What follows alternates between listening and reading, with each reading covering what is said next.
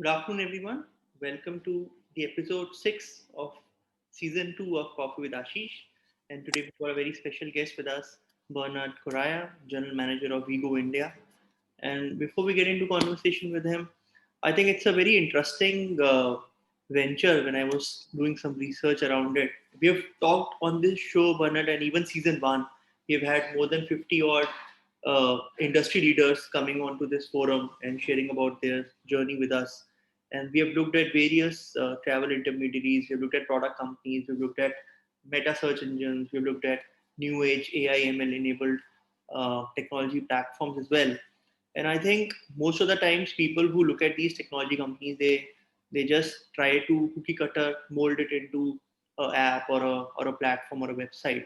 But I was really amazed to see when I was reading more and more about Vigo that how Vigo really uh, tries to look at this business in a very different light, and how they believe that it goes much beyond just creating a superior user experience. And even this name, I was doing this research when I came to know that the idea was when people talk about why we go and how that sort of translate into people's innate desire to travel, and how that translated into this name of Vico.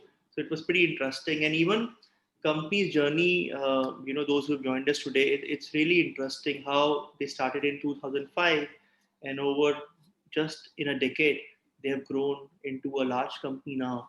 And it was also a very interesting data point I was looking at, Bernard, that almost 130 odd our employees are there, and 25 nationalities are covered in that. So that's really amazing to see when the whole world is talking about more and more inclusion and a better work culture. I think it's really inspirational to see that.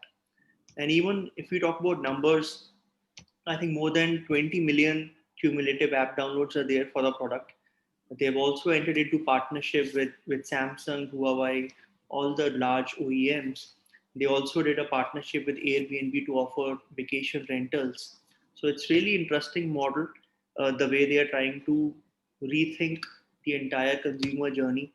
And the gentleman who is at the helm of affairs for India, we are so lucky and privileged to have him with us today, Bernard Corraya. Bernard serves as the general manager of Vigo in India. He leads Vigo India's strategic, operational, and business activities, and he focuses on establishing an ecosystem of cross industry alliances while engaging and leading Vigo's presence in the Indian subcontinent.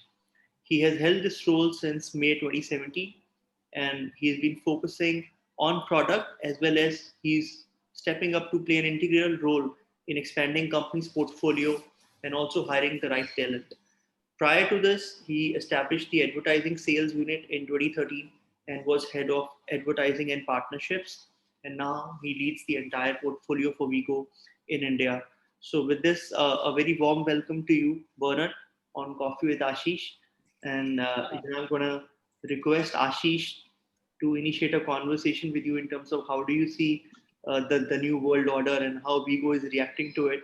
And when we do a crystal ball gazing, what do you have in store for us? And I'm going to enjoy my coffee. Bernard, how's your coffee? My coffee is all good. Thank you so much. Mm, great. Nice to have you on the show. But let's start off with you telling us about Vigo and the value differentiator which it brings on the table from the competitors. Absolutely. So Vigo is an app and a website which compares the multiple travel websites and gives you the lowest price for flight and hotel bookings, which is something that India doesn't truly have right now because there's no true meta search website in India right now. So Vigo is the only true meta search website in India as of today. So so it's essentially what we do is like we start from the beginning of a traveler's journey, from the time of where he decides where he wants to go, where he wants to travel, the kind of budget he has, and he starts searching for a destination. So he would obviously want to research and see the price, the kind of hotels, the kind of activities there. So that's where Vigo steps in. So we help the user, help him in his research efforts of finding the hotels and the flights he wants to a particular destination. Right. So you can tell us that we are we search the entire marketplace for a user. We just save him time, save him all his effort, and save him money at the end of the day. Right. Right. Before I ask you, of course, about the customer journey and how do you make it more effective, one thought living in your mind is, of course, the hotel automation is undergoing a sea change, Right. with people expecting to do a lot of things even Mm. before they enter the hotel, right, which Right. wasn't available earlier. And the airline, of course, the GDSs and the NDCs and the platforms allowed you to check yourself and do many things before, but not so much in the hotel. So I guess when you talk about customer journey, this is something you have to keep in mind. So tell us about how is Vigo making the customer journey more effective now going forward? So, so what we do essentially is how does the customer journey become more effective? So the journey of the traveler starts with booking and researching their holiday. However, it doesn't stop there. So Hmm. at Vigo, we ensure that we provide 24/7 support for our users from the moment they book their flight up until they return. So our customer service team ensures that our users have the best experience while booking with Vigo. We have a customer service team which is based in the Middle East, which supports users in Arabic, English, and we are adding more people in regional languages as we go forward so that we are in tune with the region. Now, in order to support our travelers, we also issue alerts based on their geolocation and demographics to reach out them during their journey and suggest nearby attractions and places to visit. One of the most effective tools to boost travel to a certain destination is CRM. Our CRM team issues tailor-based alerts based on seasonality, trending on events, tropical destinations to gauge their traveling and interest. So one of the points I would like to make is during this COVID situation, when it started in March, there was a lot of uncertainty. People were very confused where to go, where to travel, what are the restrictions, are they allowed to travel, do they need a special permission? So we started a blog which was updated every 6 hours with the latest travel alerts, which was very helpful for travelers who are searching or looking to go back home or looking to travel to a particular destination. Right, right. That's interesting. And I obviously there's been a lot of talk going on changing consumer behavior, trends, etc. And obviously, I take it at Vigo. You would be enhancing your product to make it more effective to suit the changing demands. But before I do that, a little word on what would be the revenue-wise market share of the various markets you are in between Middle East, MENA, India, Asia Pac. How does it look, the whole pie? So in the current scenario, India is one of the fastest growing markets, bouncing back from the COVID recovery. We are one of the fastest markets to bounce back, Right. followed very closely by the Middle East and then followed by APAC. Right, right. So in India does remain in middle of your scheme of things going forward, so to say. Absolutely. I mean, the way the market bounced back from the time the lockdown was lifted, especially in the domestic sector, hotels have been a tremendous movement upwards compared to before. Right, right. So obviously, I will talk a bit more on the internet penetration and how it's affecting India, the way it's expanding, and certain reforms the government is bringing into place, which will make the internet penetration far stronger than today, including work from home and work from Yes. hometown, etc. What we've been hearing. But let's just come back to what are the key enhancements Vago has made to the product during these times, which you think you'd like to highlight. Some of the key enhancements that we've made is as I said, the first thing we went ahead and we did it is we put up the travel blog, which was updated on every 6 hour basis. We had a customer support team working 24/7 and some days supporting people who are after refunds and who are inquiring about their flight bookings. Apart from that, we've also launched activities on our pages and an option of collections where people can go ahead and book end to end, like a package kind of a deal, because that's what users are searching for right now. Right, right, right. So, and what is the impact on the classical travel agencies you see in these times, and if going forward, your views on the Indian market? So classical travel, I think we've all noticed that in the last couple of years, classical travel agencies are moving online, and more of them will move online because that's the only way forward. I mean, it has to be a mix of a physical interaction and an online presence. So we've seen companies like Ease My Trip, Sasti Ticket move online and doing very well. And in the future, we'll see many of more coming online, and we are there to support them and help them out as well. as a travel comparison site. We've been doing really well with them as well, and they're doing really well with us. So it's a hand in hand situation. I mean, online and offline both go together. There has to be a complement to each other. You can't have one without the other, Right. because there will be those traditional people who still want to pick up the phone and talk to a travel agent and understand where they are going, and have some doubts answered to them. And you'll have the independent travelers who want to do end to end on their own. And in any case, the technology is a tool and an aid to help even the independent agencies. But before I get into challenges in the aviation market, there's something which I've always not held against the meta search in the aviation, but said it so, is that they are pitting one OTA against the other on the price point on the website. So obviously, the cheapest first is something Right. which goes up, and one has seen that not only do you get down to obviously being paying to get hosted on the meta search site, which is fine, which is a fair business model. But many of them have been deep discounting to make sure they are the cheapest. They actually put money out of their pockets. So my Yes. thought has been, otherwise to stay relevant, otherwise people won't buy. So my thought has been now post-COVID times, will you still find that kind of money being pumped in deep discounting, etc., especially when VC funding is going to dry up, etc.? So what will be the relevance of meta searches in those times? So everybody will evolve. There'll be what we see is there'll be all the airlines will evolve. That deep discounting is not something that is going to be sustainable over a long period of time. People are eventually going to look at quality of service, punctuality. Now, with the most important thing being safety, everything will play a very strong role in a decision making for any person who's traveling now. So yeah, so in terms of discounting, I wouldn't say that there's deep discounting happening with the margins so low in the domestic airlines. There hasn't ever been deep discounting unless there was a specific sale or for a certain amount of time. But pretty much the rates have been a difference of maybe 100 to 100 rupees. So I Right. wouldn't call that deep discounting unless if you were to say international fares, you have budget airlines who really work on the model of deep discounting, and then you have the traditional airlines who offer you the premium service. And I also believe that somewhere it'll level out when searches, even on meta searches, between leaving the price point and, like I said, looking for safety, looking for other variables, which meta searches would have to compare it.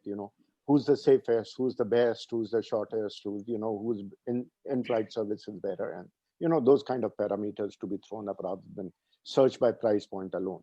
But coming Yes. back, what are the challenges you see in the aviation in the longer run? See, the biggest challenge that I see right now is COVID-19 and the testing of COVID-19. See, all the airports and the airlines start need to work together and come up with a COVID-19 test, which gets you a result an hour and a half prior to, or a couple of hours prior to the airline taking off. Or yeah. So, so they need to work together with the airports and destinations to have that COVID-19 test readily available, so that people walk into the airport 3 hours prior to their flight, get tested. It's a negative, board the flight, continue the journey. So that ways the passenger feels safe, the people traveling on that airline feel safe. Everybody, there's that safety environment, there's that bubble which is created. When people travel to a tourist destination on the airline, they don't have to, be have that in their mind that have I been exposed, have I not been exposed. Airlines are trying to make up for the losses though through the resumption of more and more flights, and what they're doing is adding more routes to more countries and opening their borders. Uh, but the challenge is, as I said, remains that they need to come up with this rapid test as soon as possible and make it available everywhere in all the airports. And I would suggest include that price within the ticket, which some of the airlines have started doing already, so that the passengers have it readily available. Right. And India has been, of course, leaving aside what's happened during COVID, has been touted as a expanding aviation market with Mm. 136 airports in the country, and many more of the airports and airstrips being remodeled to take in more under the Udan scheme. And then, of course, we've just seen the first hydroplane taking off in Gujarat of SpiceJet. I Yes. think that hydroplane, to me, opens up enormous possibilities in the waterways, right from the Sundarbans to you name it. There's so much of water body. What are your thoughts on as an aviation man on that? Uh, the hydroplane definitely opens much more opportunities for us in terms of, but I don't know we still don't have details on how that booking process is going to work. Is it the traditional GDS way of booking, or do you have to go through a tour operator to book that? Is it like a activity, or is it more of an airline ticket? So Right. I don't know. Would you know how they're booking that right now? Yeah, it's too early because it's the first one taken off. But my thought would be that it will ride on one single booking platform. So either Right. it'll come on the Navitaire platform if it was Indigo or SpiceJet or Go or somebody LCC is operating, or if it was Vistara, it would come on a GDS, because ultimately it'll have to be one single platform. And like I said, it all depends on the critical mass. I was that day, once I saw the launch of the first hydroplane, I was putting my own vivid imagination on various domestic tourist routes and say, okay, let me spot all the local water bodies in India, right, including Madhya Pradesh and West Bengal and Assam. And I said, what are the points? And there were journeys which were about 45 minutes to 1 hour.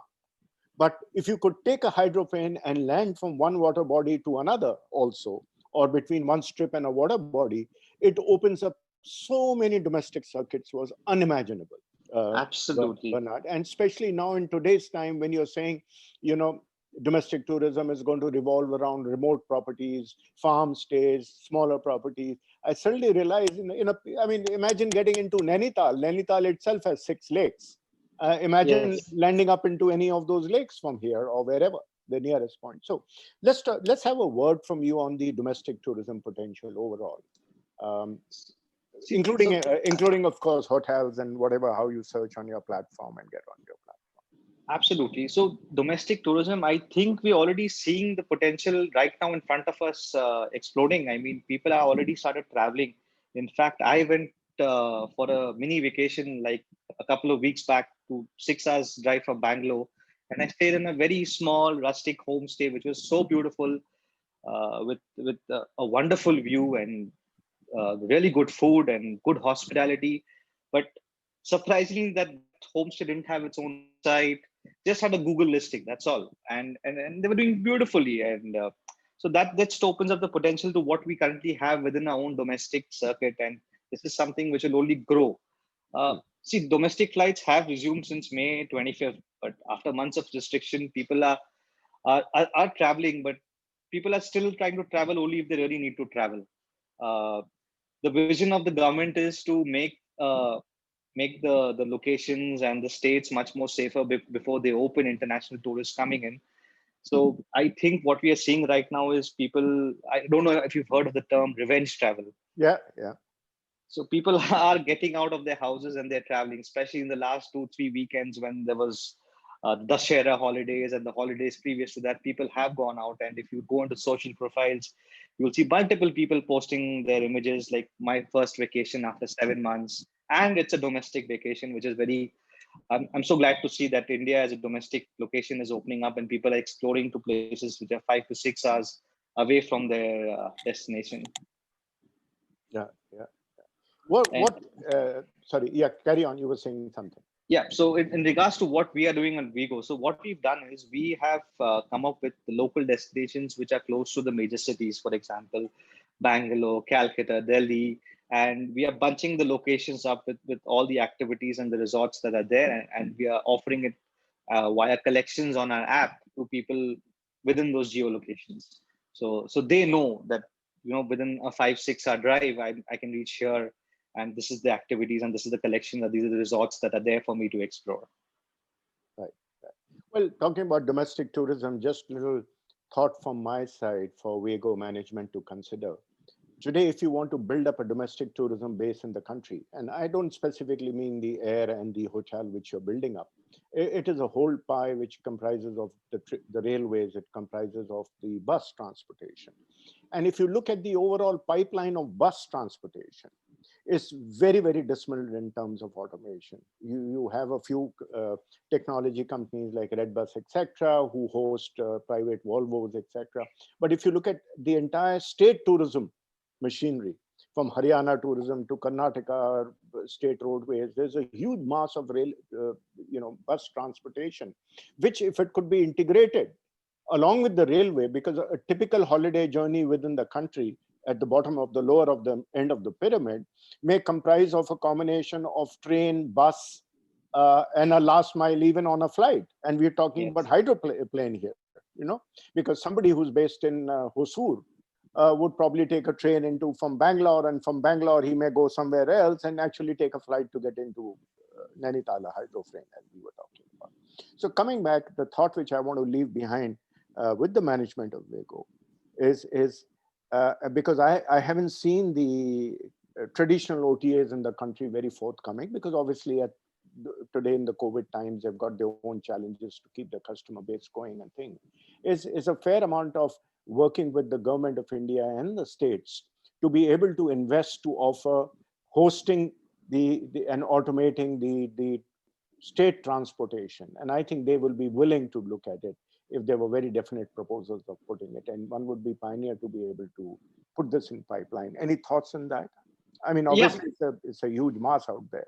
No, I would actually, your advice is something I'm actually taking. And what you'll see in a couple of months from now is we should be able to get the railways integrated into our platform. And regarding to buses and other modes of transport, 2021 is when we will get everything on board, is what we're planning to do.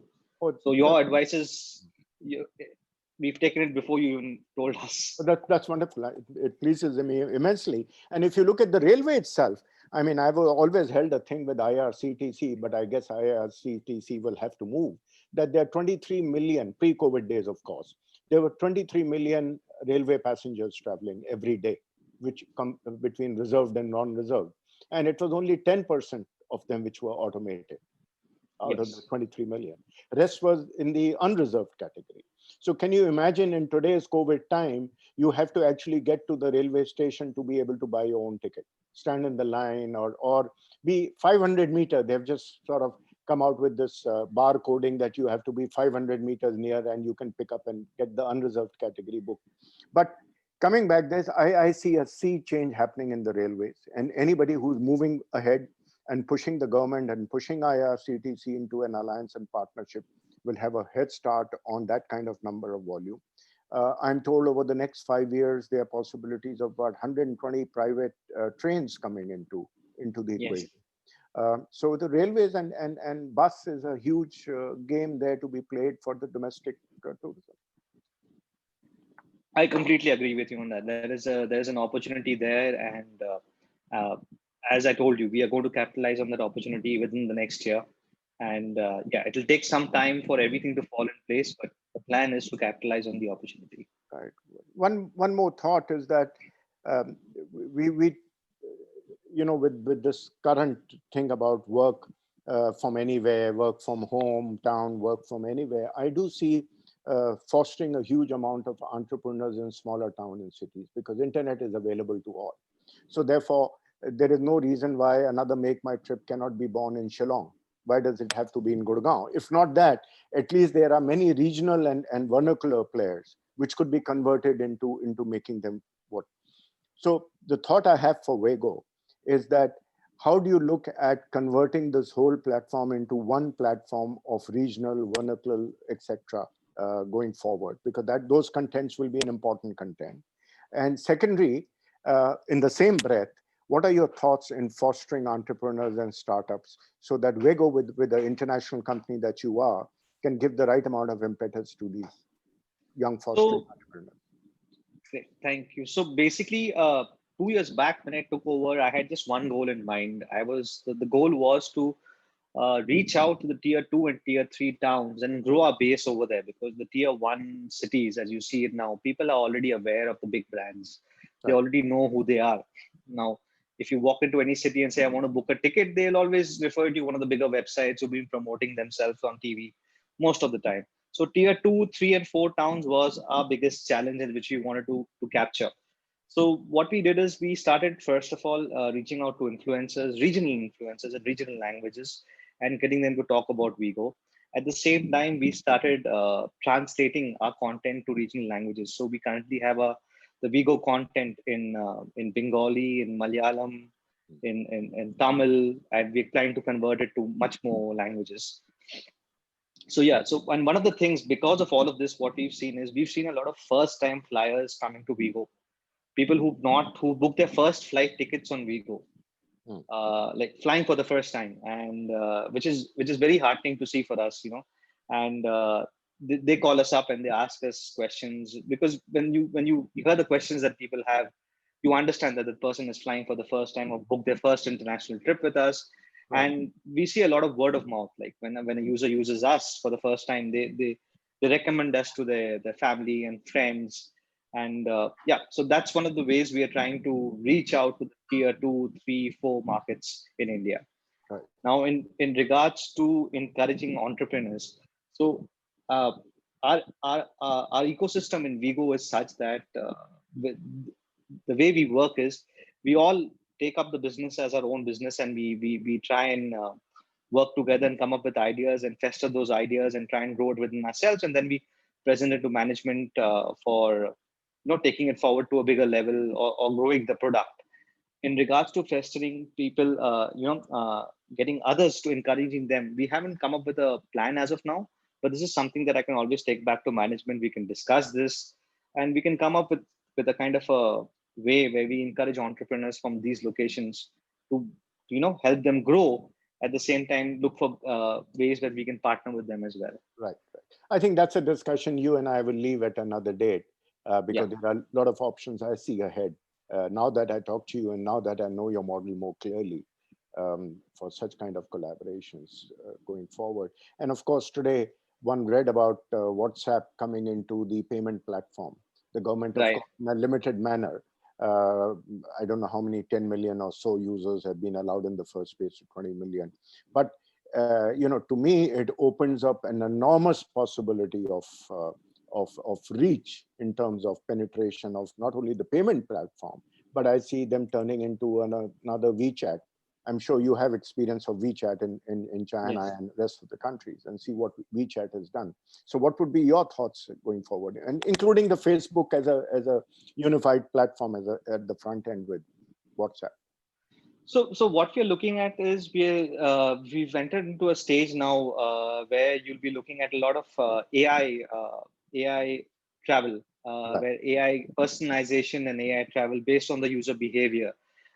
So basically, what I search for, I'll be shown destinations and locations to where the probability of me, accepting that as a destination for myself is 99%.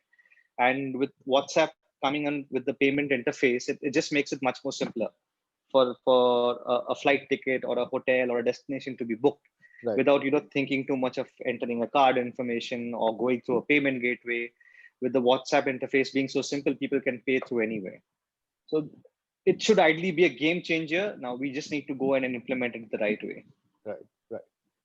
Great, Bernard. It's been a pleasure talking to you, and I'll just move you back to Karthik to see. I'm sure he's got a few questions up his sleeves also before we conclude.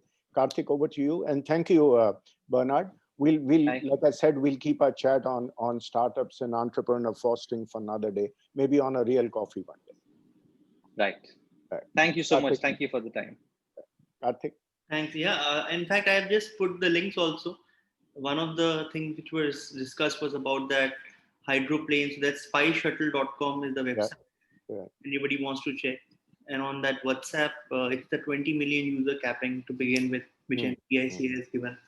Bernard, since you touched upon AI and ML, and that's something which is very close to my heart, so just wanted to understand from you, some of the discussions around personalization using AI and ML have been around for last 2 to 3 years now. Some people have tried it using, using chatbots and trying to maintain state and context in the conversation, while other people have tried to use some more sophisticated pattern recognition algorithms, right?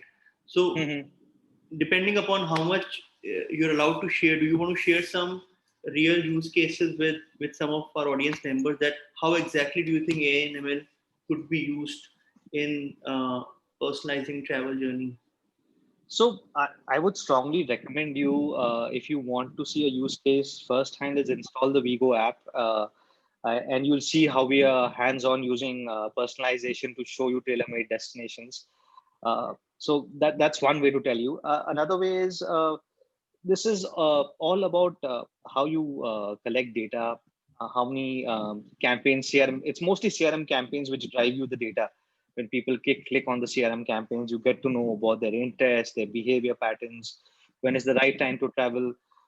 When people search, will they be searching single travel, or they're searching with a family with kids? So you know what a kid's destination is, what a family destination is, what an individual destination is.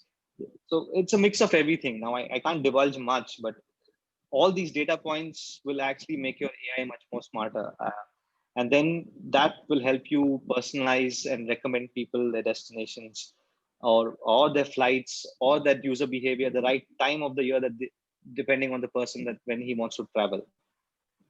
Right, And right.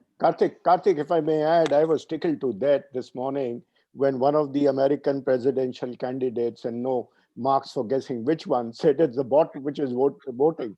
So But because but there's a partial truth to it as well, because there was a bug in which the votes were auto getting forwarded to getting into the Bob, candidate. So that's in effect, I mean, a bot itself, right? So not, uh, too far from it. yeah, not so far from the truth as well. Yeah. So thank you so much again, Bernard, for being with us Thank today. you. And just for all our audience members, next weekend being a Diwali weekend, so our next show is going to be on Wednesday this time. So Yeah. we'll share the details on social media. So we'll see you on Wednesday for our next session on with esteemed speaker. Thank you so much again, Bernard, and thanks. Thank you, everyone. Thank you for your time. It was so nice talking to you all and having coffee. And look forward to Yeah. catching up with you Real, whenever we real meet. soon. Bernard, take Yeah. care. You be Thank You safe. you. too. Thank you. Bye.